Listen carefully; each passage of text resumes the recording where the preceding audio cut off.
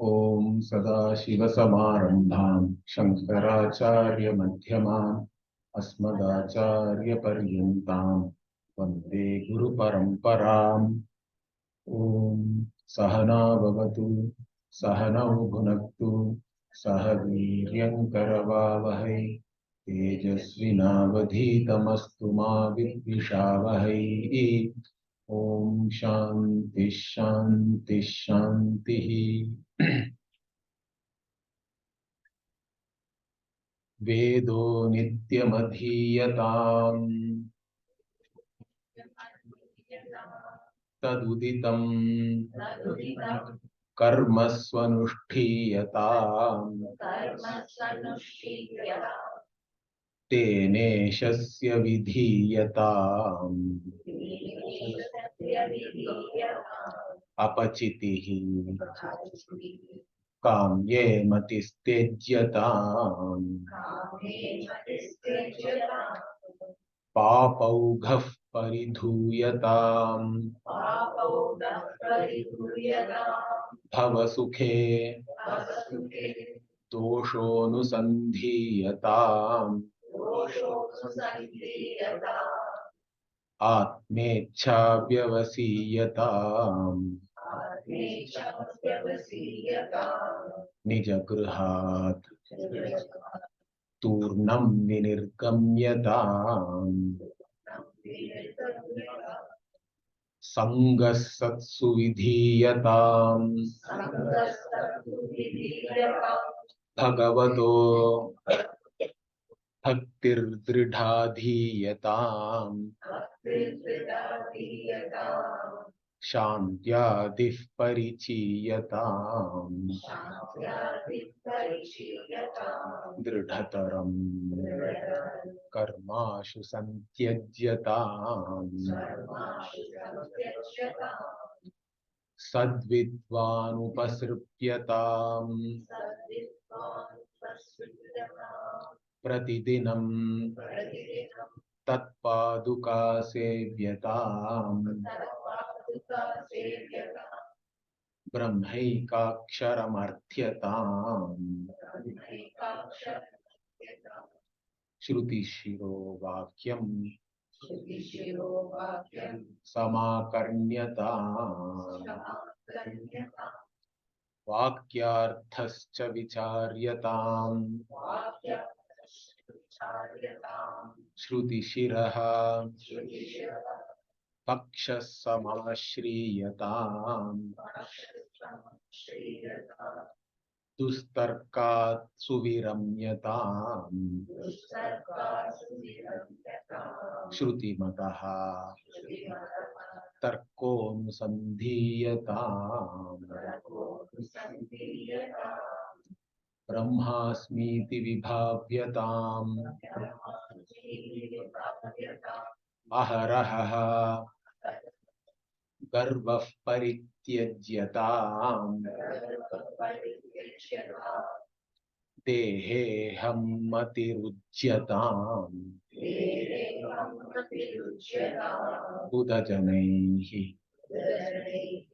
vadah parityajyatam.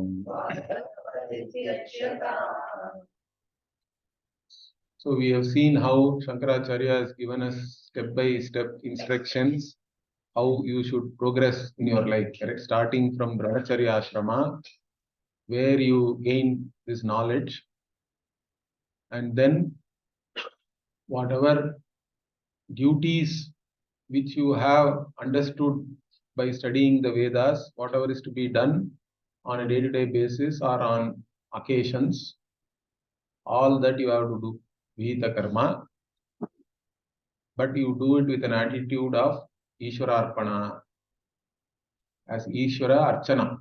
That itself is the way you are worshipping Ishvara, by doing your own duties in spite of your likes and dislikes.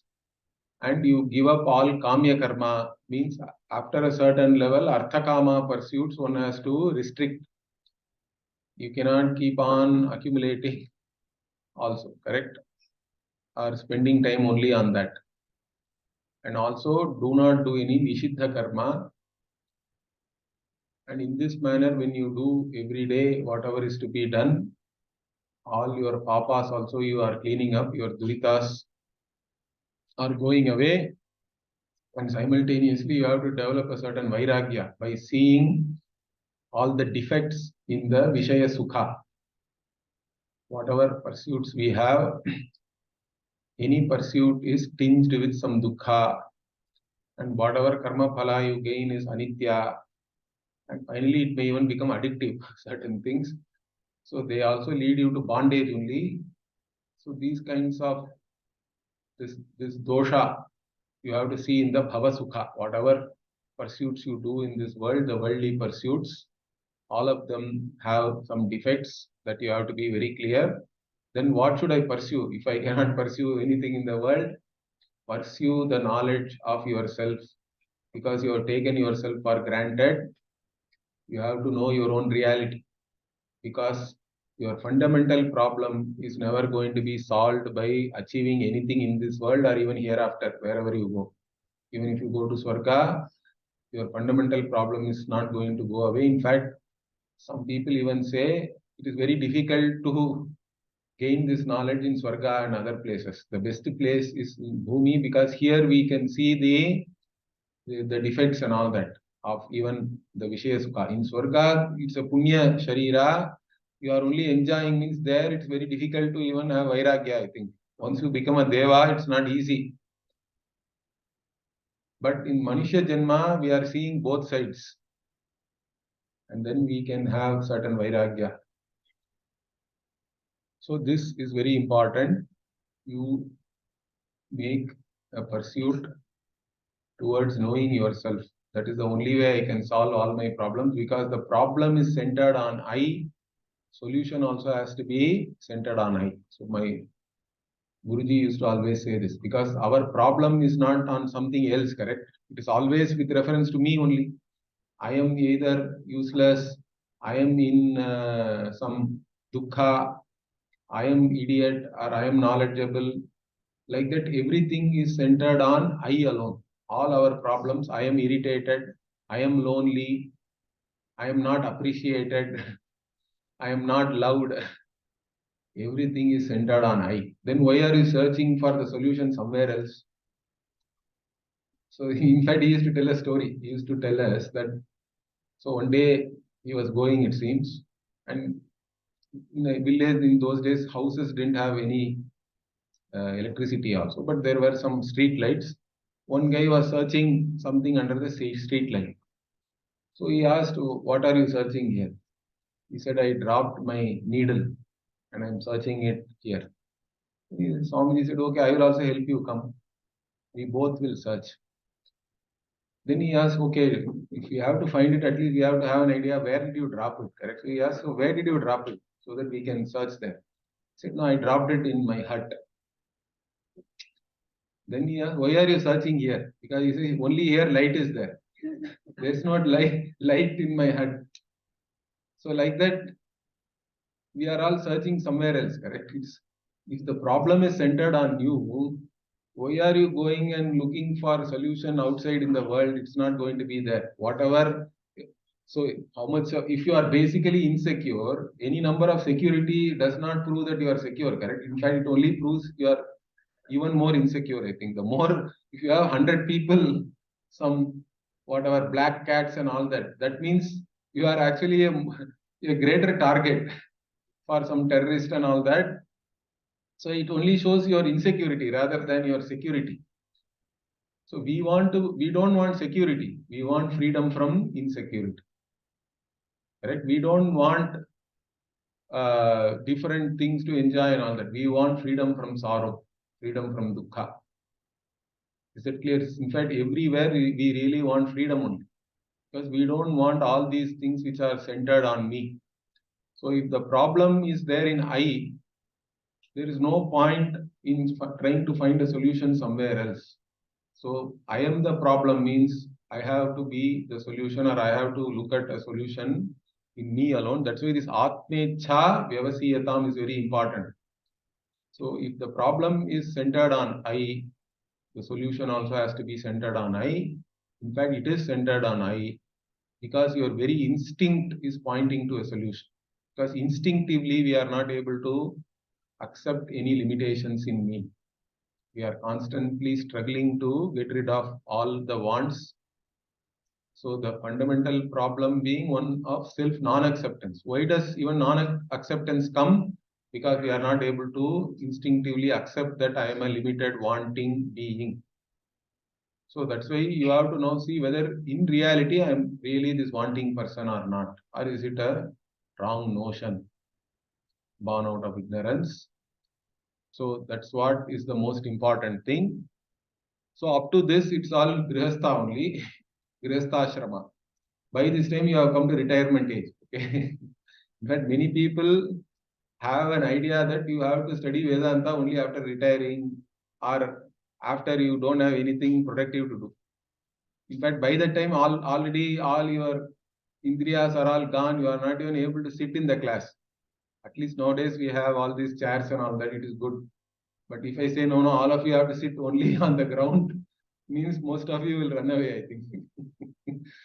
So what is the point? See, basically, you have to study Vedanta whenever you are fit mentally, physically, and of course, emotionally, we are all growing all the time, but emotionally also, that growth will come. But at least when you are studying some of these things when you are young, then you are at a great advantage, I think, which myself and Kalyan and all of us, we were really fortunate or blessed or whatever we have to say, correct?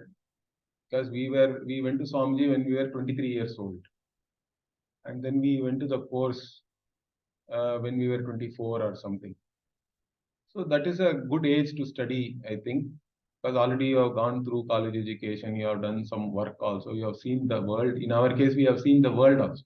That we didn't have any fancies that I have to do this, I have to achieve this, I have to achieve that. We have seen everything. Even in US also, we have seen all the things which, in fact, just before coming to India also, I thought I should do things which I cannot do in India, I will do it in USA. Okay, whatever is possible. That also you have done, you have seen everything, means you have a certain understanding about everything, correct? You have an objectivity, you are not living in some fantasy. Because most of the time, what I see is, most people are living in fantasy only. It's got nothing to do with reality. And your entire life will go away only in the fantasy itself. That's a problem. So, anyway, so once you have reached a certain maturity, go out of the home means you become a vanaprastha. That also he has said here. Then once you are in vanaprastha ashrama, then you only seek satsanga and you do bhakti, upasana, and you develop samadhi shatka sampattihi. And finally, what? Once you are ready, dridataram karmashu santejyatam means you become a sannyasi. Now, sannyasi ashrama also, Shankara has talked about here. You give up all karma, take to sannyasa. Sannyasa is the best retirement plan, like that Pujya Swamiji used to say. So that means otherwise, even those who retire, no, they don't know what to do. In fact, there was even a study I heard that the first year after retirement is a very dangerous year, it seems. Most people get heart attacks in the first year after retirement. Because many times people say work is stress and all that, correct? But that is a good stress, in fact. Sometimes because you are all the time engaged in something and all that. Suddenly you leave all the work and you don't have any other thing to do means that becomes even more stressful, I think. So there was actually a study saying that lot of heart attacks are happening after the first year of retirement. So now in modern world, the people don't know how to retire also. But there are many people, even before retirement only, they are miserable because all their children have gone to college. Nobody is there at home. Particularly if you go to US, they have big houses also. They don't know what to do. 4-bedroom, 5-bedroom, basement. Even to do this, to clean them is a big deal. You don't even get domestic help in US that easily. You have to do everything yourself. If you cook, you only have to wash your dishes. There is nobody else. Okay. So, like that people are living. Means, at least you have to become sannyasi, means you know what you have to do. As long as you have clarity with reference to your life, correct? Then it is easy. Then there is no stress also. Anyway, so here you are a sannyasi, means here Shankara is talking about a Vividisha sannyasi. You have taken to sannyasa because you want to exclusively pursue this knowledge. Therefore, go to a guru and then do seva to your guru and then learn from the guru that there is only Brahman alone is there, which is the imperishable, and try to understand whatever is said in the Upanishads, in the Shruti, in the Veda. So up to this point we saw, correct? So now the next one is Vakyarthascha Vicharyatam Shrutishirah Pakshas Samashriyatam Dustarka Sviramyatam Shrutimatas Tarkonusandhiyatam Brahmasmiti Vibhavyatam Aharaha Garvah Parityajyatam. So now actually the Sakshat Jnana Karanam, that's what Shankara is talking about. What is the Brahma Jnana Karanam? Sakshat Karanam, direct means for gaining Brahma Jnanam is Shravana Manana Nididhyasanam, correct? Atma Vare Drashtavyaha Shrotavyaha Mantavyaha Nididhyasitavyaha. Like that, it is very clearly given in the Maitreyi Brahmanam, in the Brihadaranyaka Upanishad. So Shravana Manana Nididhyasana, these are the Sakshat Karanam for Brahma Jnanam. So now that's what our Acharya is now talking about these three means. So first is what? Vakyarthascha Vicharyatam. So now you do Vichara of the Shruti Vakya only. Shruti Shiraf Pakshas Samashriyatam also he adds there. Means you have to first know what the Shruti is revealing about you. But that itself is not straightforward, correct? It is not like you buy one paperback and then read yourself and then come to some conclusion. Most probably it will be wrong. In fact, 100% it will be wrong. Let me tell you. That's not going to help. But anyway, in this case, you have already taken refuge with the Guru, correct? He already said, Sadvidvan Upasirupyatam. So you have a Guru means, of course, the Guru only is going to tell you the Vakyartha. But along with the Guru, you have to do Vichara. You have to do Vichara and then only we can understand the meaning of the Shruti also. In fact, I did talk about this in the other class, correct? I said that we use the Mimamsa principles to do Vichara of the Shruti. Of course, we also have to have a little bit Samskrita knowledge. Like Vyakaranam also you should have some idea. And the Mimamsa principles also you should know. And in general, you should have some analytical abilities. For that, in the tradition, that's why you have to study Nyaya, Vyakarana and Mimamsa. Then only we come to Vedanta. So these Mimamsa principles are important to understand what the Shruti is trying to reveal, because sometimes what will happen is it will look like things are contradictory, correct? Because even if you take the regular teaching, correct, it says Brahman is it's all pervasive, correct? Brahman is there everywhere. Everything has come from Brahman only. Brahman is the Jagat Karanam. Brahman is the Abhinna Nimitta Upadana Karanam, we say, correct? Brahman is the material cause also, is the intelligent cause also. That means Brahman alone is manifest as everything. Then the Shruti itself says, Tat Srishtva Tadeva Nupravishate. It created and it entered. Then how are you going to understand this? If it is already all pervasive, how can it enter anywhere? It should already be there. So what does this entry mean then? How do I understand that meaning, or why is even the Upanishad saying this? So like this, apparently contradictory the teaching can be. It can be contradictory even because of your own likes and dislikes. Like Arjuna, after the second chapter, he says, Vyami Shreneva Vakyena Buddhim Mohayasi Iva Me. At least the Iva Pada is important there. That shows his Shraddha. He says, Vyami Shreneva Vakyena means what? It's all mixed up, it seems. The whole, because Bhagavan talks about Jnana, he also talks about Karma. And he says that you have to You have to do karma with yoga buddhi. But he is praising jnana. Jnana only is the greatest thing and all that. So Arjuna thinks that Bhagavan is confusing him. Buddhim mohayasi iva. At least he said that it is as though you are confusing me. He did not directly accuse that, no, you are confusing me. No, he said, it is as though it seems like you are confusing me with all this back and forth. Okay, but because you first praised jnana, then I thought, okay, you are going to ask me to take sannyasa. I am ready. Then he says, no.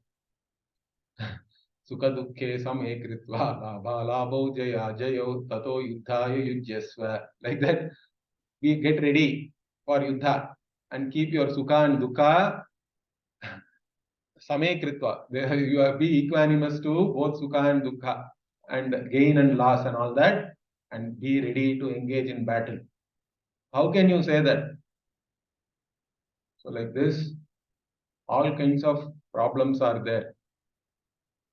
So first we have to understand what the Shruti is teaching. For that vichara is required. For that Shadlinga vichara you can take here. When he says vicharyatam, correct? Vakyarthascha vicharyatam is basically mimamsa. That you are doing vichara using what principles?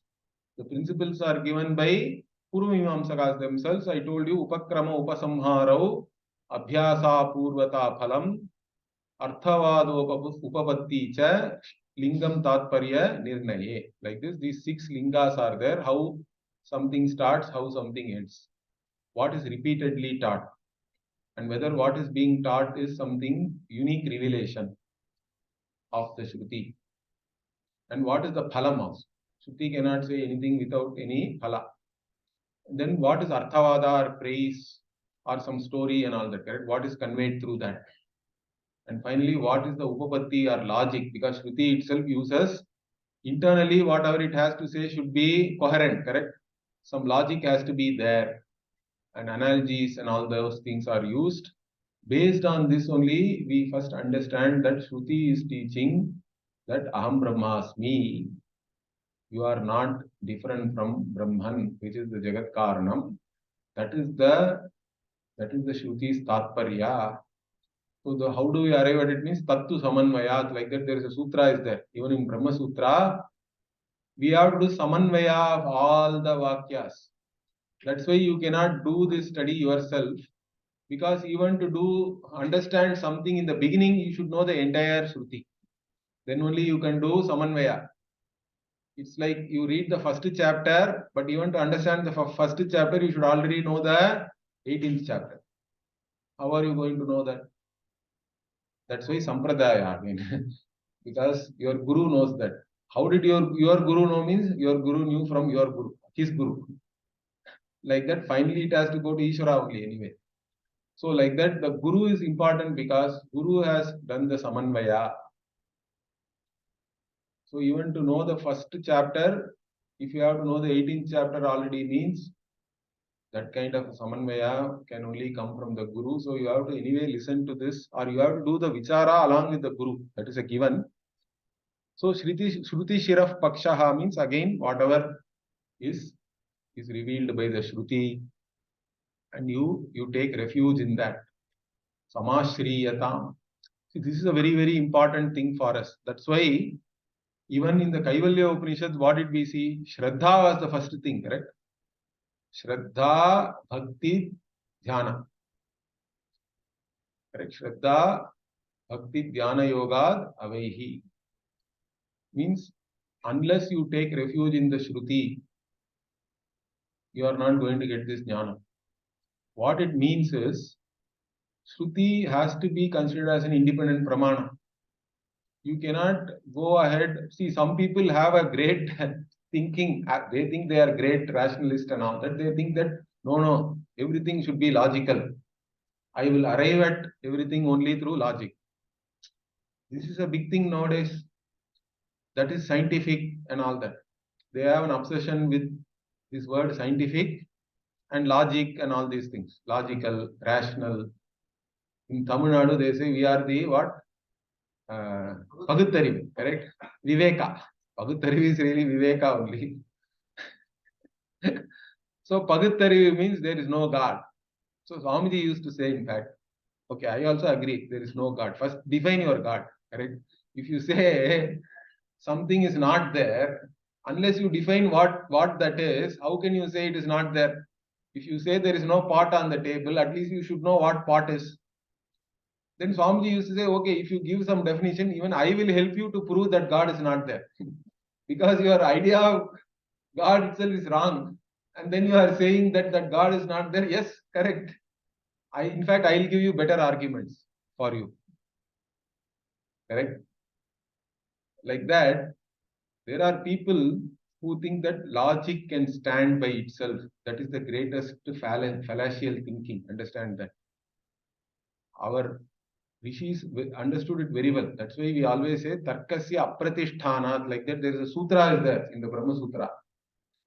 Because any tarka cannot stand by itself. It is there should always be a starting premise, correct? What is the starting premise? It cannot come from somebody's Kapola Kalpitam, correct? All Western philosophies are all based on some logic only, correct? Some philosopher is working out some system, let us say. But all that logic has to first stand on some initial assumptions or the premises or axioms, we say sometimes, correct? Where does that axiom come from? Everything depends on that. If your starting point itself is wrong, the entire tarka is only like castles in the air, correct? It will all fall down. It's only Gandharva Nagari. It's like you are seeing some Nagara in the clouds and it will go away. It will just dissipate. Understand that? So there is nothing called independently, there is no tarka. Tarka doesn't have any validity by itself. The entire validity comes from your initial assumptions and axioms and all that. Is it clear what I am saying? So tarka by itself has no value. That's why we say but the Nayayikas and even other traditional people, for them Shruti is only secondary. Understand that. Even the Dvaitins are like that. They say that we are tarka pradhana. That's why lot of the Dvaita Granthas, if you see, they are all highly based on Navya Nyaya or Nyaya Shastra. Because for them, they say that we establish Dvaita with Tarka itself and Shruti cannot go against it. Or they will say Pratyaksha itself is showing Dvaita. How can you say Advaita is Satyam? So that's why the Advaitin's argument is very sophisticated but very interesting also. So what do we say? We do not deny the perception of Dvaita, correct? Nobody denies the perception of anything. Understand that. Advaita does not mean that there is no Dvaita perception. Some people think like that also. They think that if you are Advaitin means you close your eyes and all perception is gone and somehow you are merged into something and all that. You don't have to think anything mystically like that. It's not like that. We don't deny the perception. All we claim is perception does not establish the reality of anything you perceive. Correct? That is the thing. You can perceive anything. We are not denying that. But what is the reality of your perception? That is not going to come only by perception alone. Is it clear? So that's a different matter. And that is not even the subject matter of perception itself. We have to analyze it with Shruti. Because all perception is not valid. That we all know that. Okay. And in fact, that is even easier now in the modern world. At least 200, 300 years before, perception was even more stronger. Right? But now we understand with modern science, at least what you see is not really what is out there. That much clarity, we have better clarity now. But the idea, what I am saying is, this Shruti Shiraf Paksha Samashriyatam is a very important thing. The Shraddha has to be there. Without Shraddha, there is no Shravanam also. You will not accept what the Shruti says. Because if the conclusions you are deriving from the revelation of Shruti does not match with, at least you think it does not match with my perception, means that's a problem. How are you going to reconcile that? Unless you have Shraddha in the Shruti and Guru Vakya, you may not even wait till that reconciliation happens in you. It will happen. It's not that it cannot happen. But you should have the patience and you should give the benefit of the doubt till that time you are able to reconcile that. But if that doesn't happen, means you will go away saying that this guru is wrong. I will now start some system of my own. Correct? That's not going to work. You have to surrender to the Shruti alone. Shruti is my pramana, and whatever is said in the Shruti is the Shiraha for us, correct? That is the primary thing. Everything else is secondary for us. Shruti is the Antyam Pramana. Shruti is the final Pramana because it knocks off the knower itself. It's like the tiger which wakes you up from the dream, correct? I think Shankara gives this analogy in the Gita Bhashya somewhere. 14th or 16th chapter it is there. So Shankara only says Shruti is the Antyam Pramana. It is like the tiger which comes and wakes you up from the dream itself, means the whole dream world itself is gone. Okay, because in this case, in fact, one more argument which the Dvaitins make is, they say that if Shruti itself is part of the Mithya Prapancha only, correct? It is all part of the world. Then if Shruti itself is Mithya, then how can whatever it teaches be true? Like this and all, they ask a question. Because we say that Shruti also is part of this Jagat, is also included in Jagan Mithya. Then how can a Mithya Shruti teach Satyam? Even for that, I think Shankara gives this analogy. That's where he says, hey, the dream tiger is equally dream, correct? But it can wake you up. It will wake you up and then show that the entire dream is false. In fact, the Veda itself says, for the Jnani, Veda is Aveda. This is there in the Brihadaranyaka actually. Veda is no more Veda because a Jnani is not a knower. If you are no more a knower, what use is there for you for any means of knowledge? You don't require, you don't take yourself as knower only, then it doesn't matter. You don't need any means of knowledge, correct? But until then, Shruti is the main pramana for us. We are the ones who take refuge only in the Shruti, the Vedantins. Understand that. Everybody else thinks that even the Purvamimamsaka says that I can all the facts which are stated in the Shruti, I can arrive at by either Anumana or Arthapati. Arthapati also is kind of inference. Okay, it's a two-step inference we say. Anyatha Anubhapatihi Arthapatihi. Like that it is said. That means otherwise it is not possible. If you arrive at a conclusion like otherwise it is not possible, that is called Arthapati. Means Pino Devadattaha Dinena Bhunte. Like that, for an example is given. Even that example is, you can poke holes in that, but in general they say that the fat Devadatta does not eat during the day. But he does not lose weight, correct? He is still fat only. Fat Devadatta does not eat during the day. So two things are there now.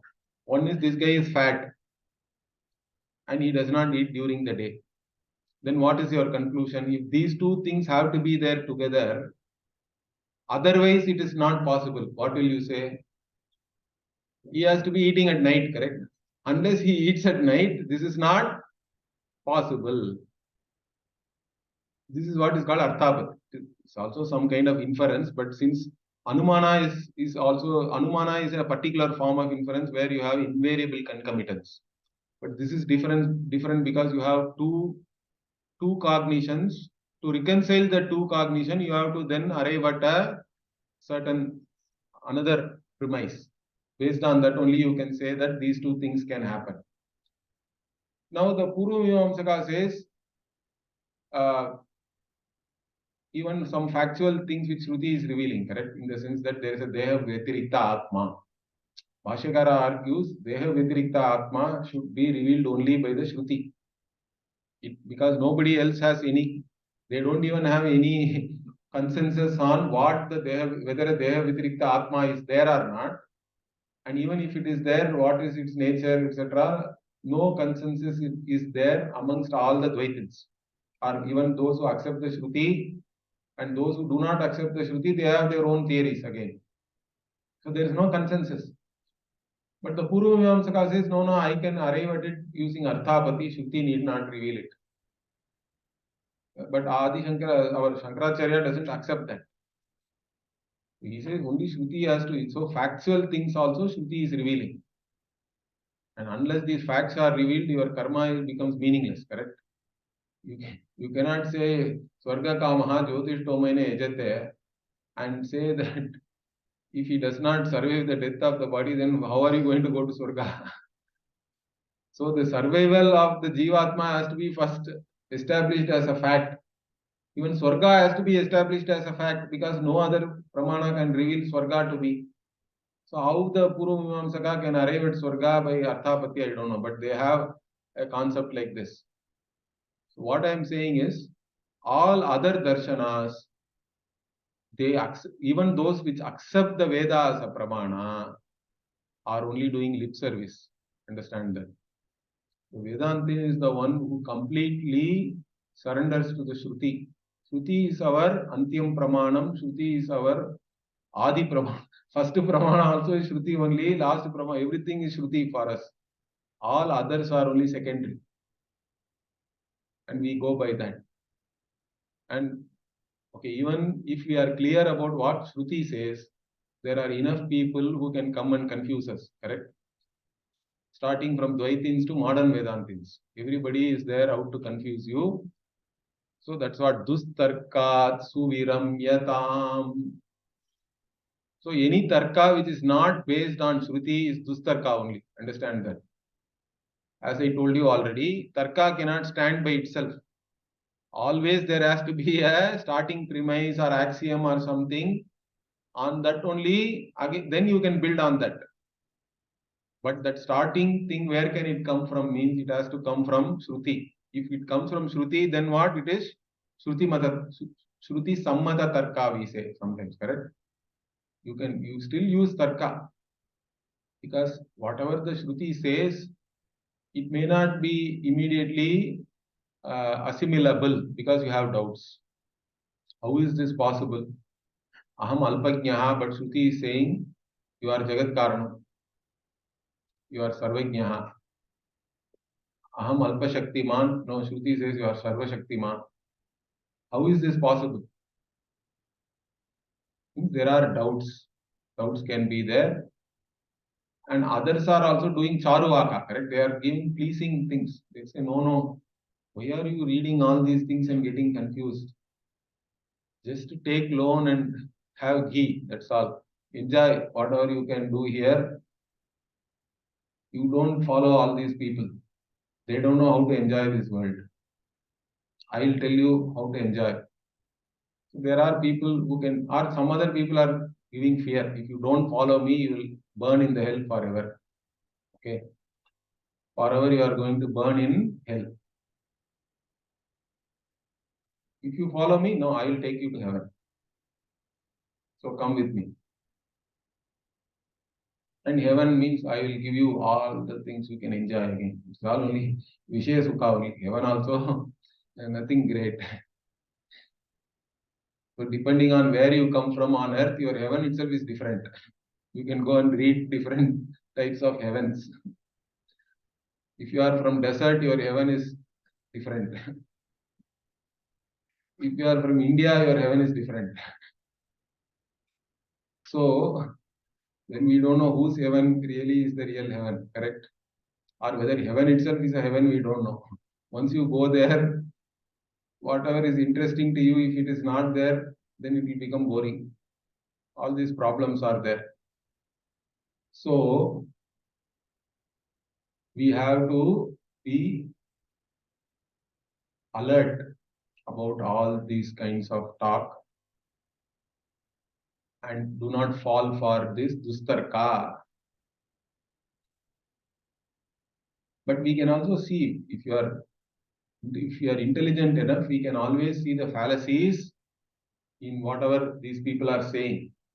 Although they may frame it in such a manner that, in fact, they will not allow you to think. Most of these people, what? They will only try to emotionally just get you, correct? They don't have any logic, or they are not trying to get you intellectually. They are only playing with your emotions. That's why they are using fear, and also they will use some kind of a They'll show you that if you come with me, this is this, this is that. The carrot and stick like that. They are showing you something. They are tempting you. That's all. So you don't go with all that dustarka means, but Shruti Mata Tarka is still fine. Shruti Mata Matastarko Anusandhiyatam. So Anusandhiyatam means again you resort to the Tarka which is based on Shruti. Shruti has to be the basis. And then based on that you can also assimilate the teachings of the Shruti. And also two things are there with Tarka. Correct? One is you should be able to understand that whatever the Shruti says can never be negated by anybody. Correct? It is abadhitam. For that also Tarka is useful.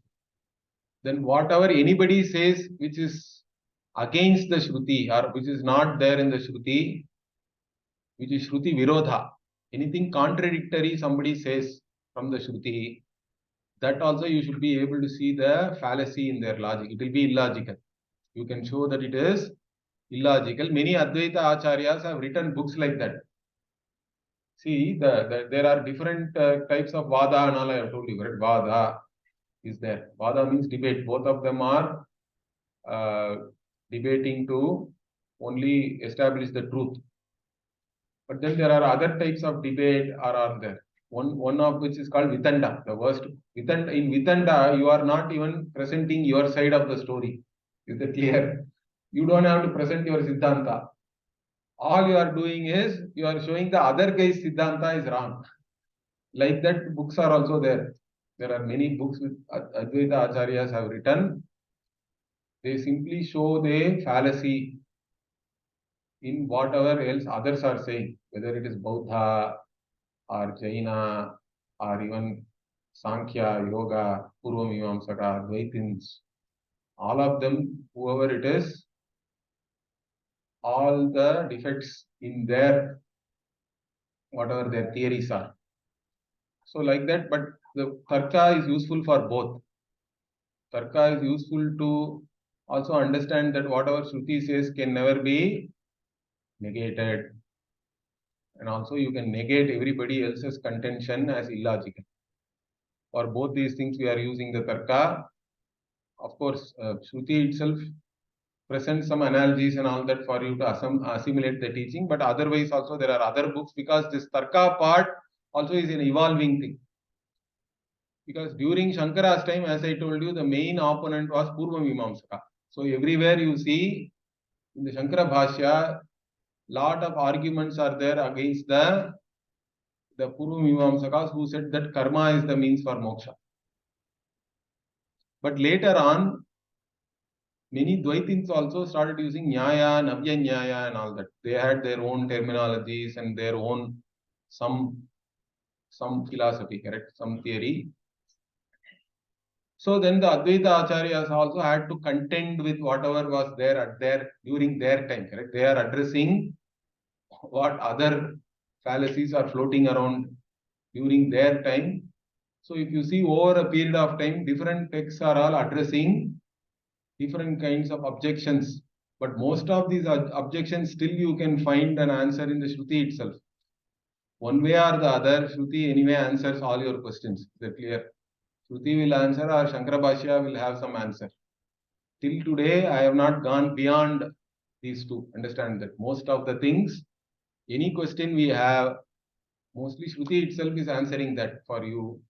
Or if Shruti does not answer, Bhashya will be definitely answering that. Somewhere Shankara would have given a note, some mention will be there. You can easily then understand from that. Okay. So Shruti Matas Tarko Anusandhiyatam means, so first two lines, Shravana and Manana. Then what? Brahmasmiti Vibhavyatam. So Vibhavyatam here is again only you are doing dhyana. You are doing recollecting whatever you have learned from this Shravana and Manana. By the time Manana is there, your knowledge should be clear, correct? You have conviction in your knowledge. In Shravana, you are only clear about what Shruti is saying. But by manana, it has become your knowledge.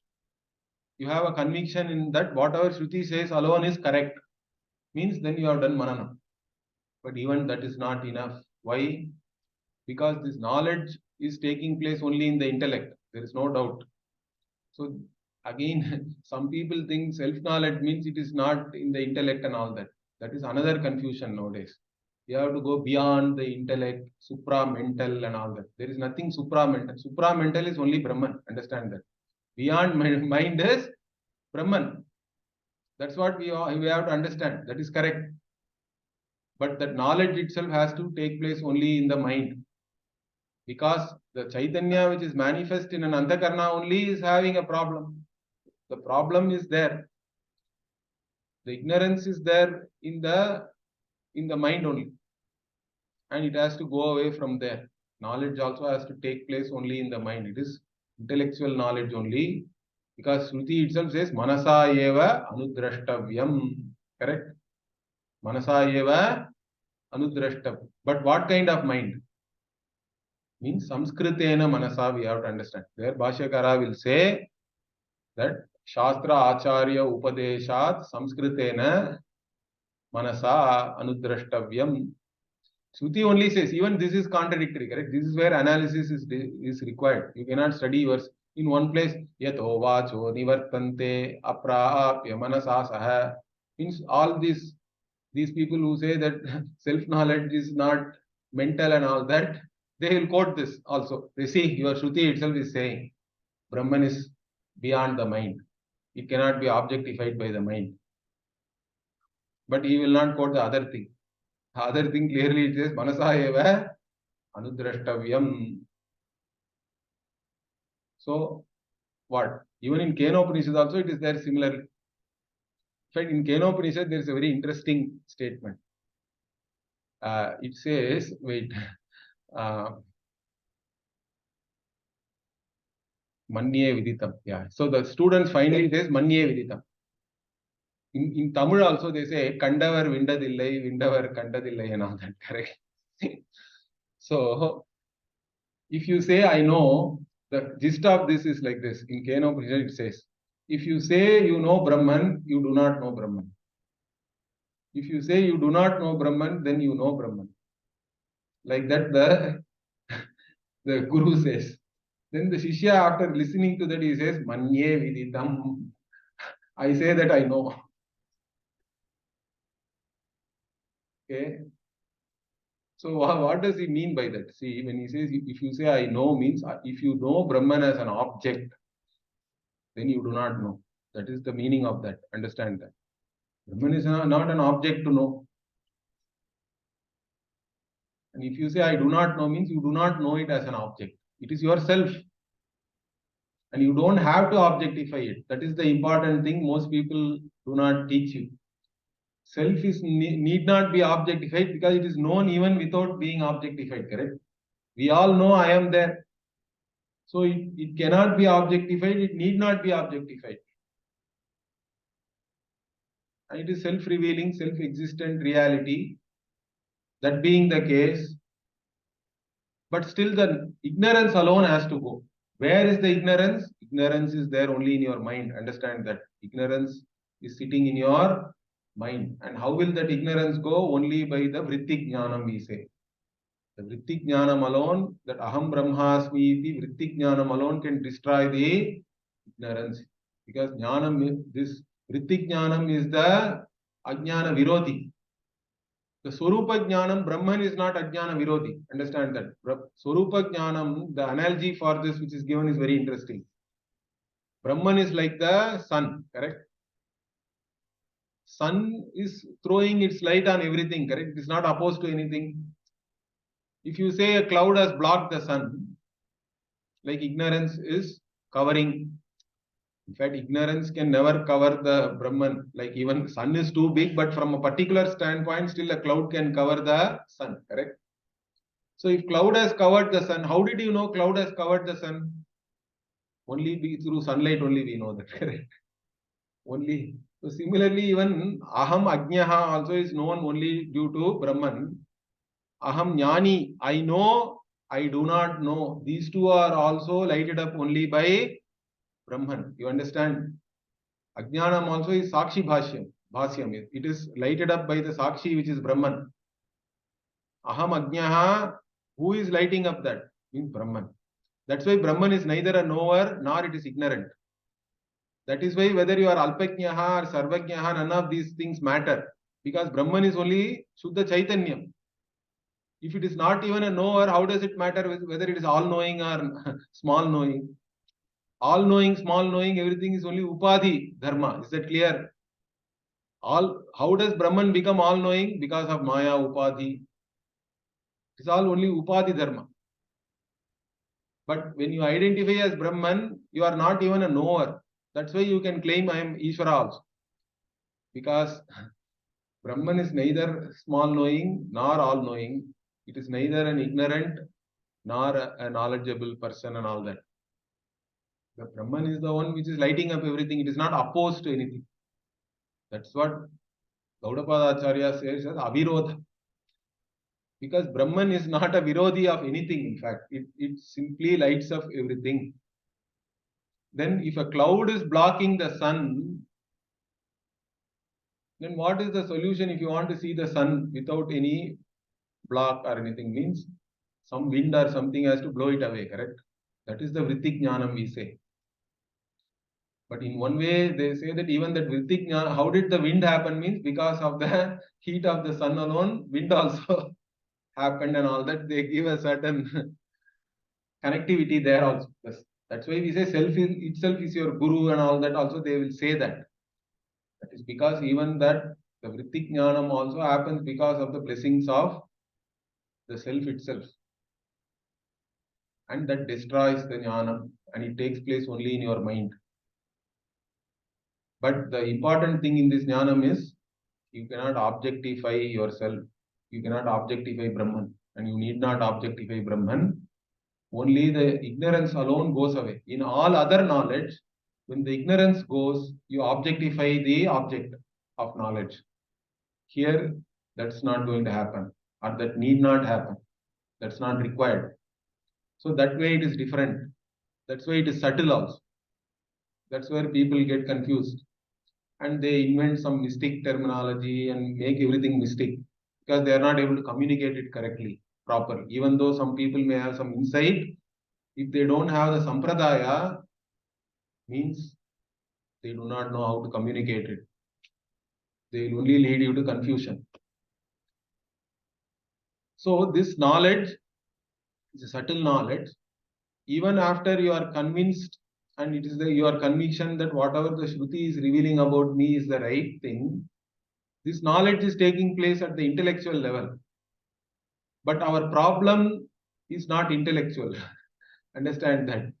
Of course, ignorance is related to the intellect. And once the ignorance goes, your knowledge is there, we say. But still that knowledge may not be useful because all our problems are at the emotional level.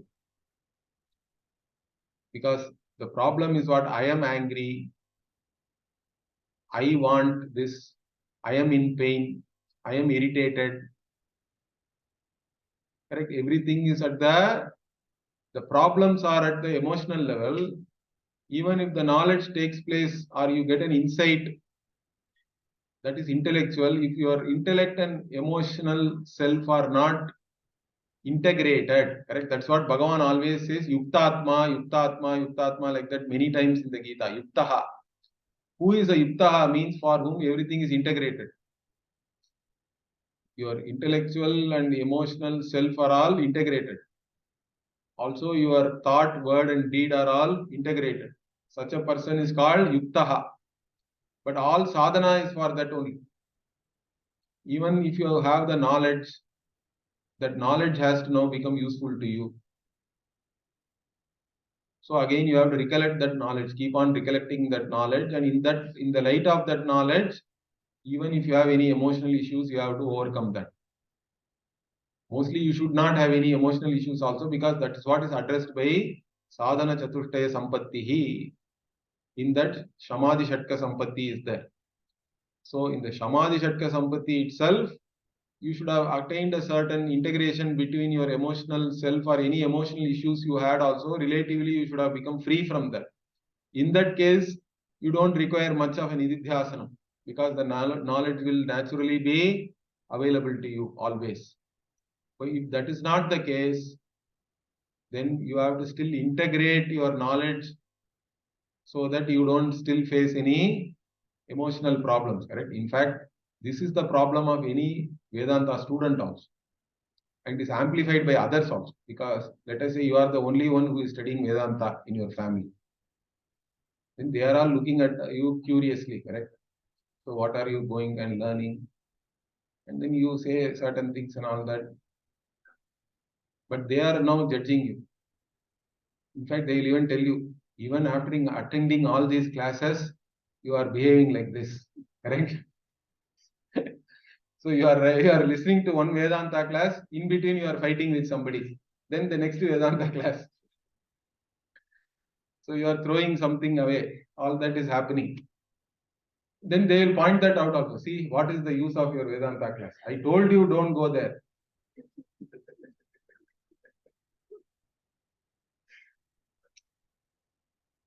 So that is a problem. But in spite of all that, you have to have Shraddha again, correct? Shraddha is important here also. That the Vedanta will work. It has to work, correct? This knowledge, you have to make the knowledge work for you, in fact. That commitment you have to have. Because you have the knowledge now. Whether anybody can say anything, you don't have to care about that, correct? People are there only to judge you. Understand that. Everybody will judge you. You don't have to worry about all that. You don't have to take that very seriously. Of course, it is easy for me to say that, but you should also understand that others' judgment really do not matter. It's about yourself. You are trying to find a solution for your own problems, and you should work on that. You don't have to go and hurt anybody or affect anybody, but you don't also have to let others get to you, correct? You should you should be able to keep it at a distance. Of course, everybody, we cannot keep them at a distance physically because we have family members, relatives and all that. We have to be with them. But now I'm not saying in that sense. You don't have to physically run away, but emotionally you should still be guarded. You don't have to let anybody affect you. That's not necessary. But that will also come over a period of time only again. All these things take time. This integration between the knowledge you have gained and your emotional self for it to reflect that knowledge, correct? It may take some time. Of course, it all depends on where you have started from and all that. That is also important. But this phase can be a difficult phase. Also, many people also judge themselves also more. Because once you become a Vedanta student, till then you may not have analyzed yourself very critically, correct? So one danger is that you can become very self-critical about yourself. Forget others. Of course, others also may rub it in. But you can also become very critical about yourself because suddenly now you are analyzing all your behavior. You yourself will think, see, I'm a Vedanta student. I'm a student of Swamiji. And all these things Swamiji is teaching and also it looks correct. But still I am like this. Means that becomes a problem then. So you can evaluate yourself, but you don't have to put yourself down, correct? Wherever you are, you try to improve from there. That should be the attitude. So that is a kind of a ahimsa on yourself. The ahimsa has to first start from yourself. Don't put yourself down. That is a great himsa, in fact, you are committing to yourself. So we have to start from wherever we are, and then you can always change, improve, and all that. But you don't have to, because many times what happens, always people think that somehow the gurus are all great, but I am not great, so I cannot become like that. That is the worst kind of thinking. Everybody has been like you only understand that. Even Ramana was in a school like everybody else. They were all normal people. But then they were able to rise to a certain level. So we have to take inspiration from that, not that you place everybody into pedestal and only do puja. I'm not saying you should not do puja to Guru, but if you only make your Guru into an altar and then think that I can never be like my Guru means, then it's not the point of that. Is that clear? You should take inspiration and have a conviction that I want to have whatever my Guru is having, or whatever, whoever it is, correct? They may be very great people and all that. If you don't even aspire for that, how are you going to gain anything? So you should always aspire for the big thing. There is nothing wrong in that. In fact, that's how it should be. Because the greatness of a guru is only a guru can create another guru, correct? It is like one deepa is lighting up another deepa, another deepa, another deepa, like that. That's how the sampradaya also, it goes down. There is a parampara is established. So you should not also put yourself down and somehow think that it is not possible for me. That thinking also is not correct.